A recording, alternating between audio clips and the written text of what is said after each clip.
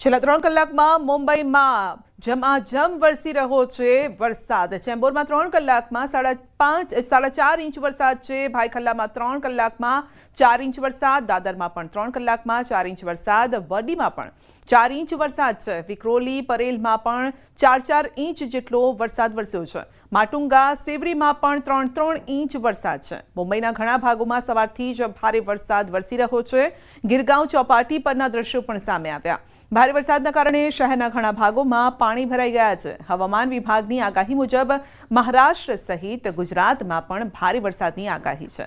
માયાનગરી મુંબઈમાં પણ ભારે વરસાદના કારણે જનજીવન અસ્તવ્યસ્ત થઈ ગયું છે।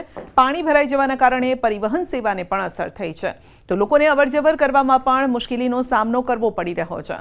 હવામાન વિભાગે વરસાદને લઈને મહારાષ્ટ્રના ઘણા જિલ્લાઓમાં રેડ એલર્ટ જાહેર કર્યું છે। હવામાન વિભાગે એલર્ટ જાહેર કર્યા બાદ બીએમસીએ લોકોને ઘરમાં જ રહેવાની અપીલ કરી છે।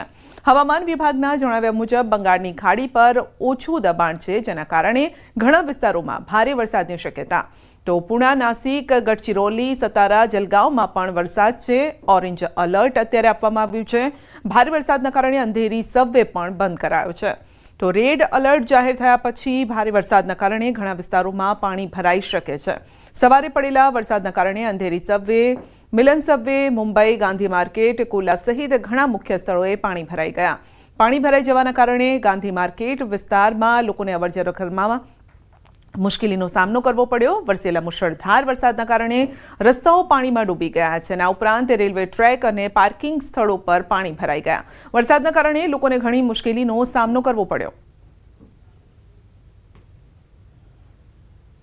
फोर व्हीलर, टू व्हीलर या ऑटो रिक्शा को यहाँ तक ना पहुँच पाए क्योंकि जो पानी है उसका लेवल जो है वो लगातार बढ़ता चला आता है। इसी वजह से अंधेरे समय को बंद कर देगा तो हम नहीं आ सकता।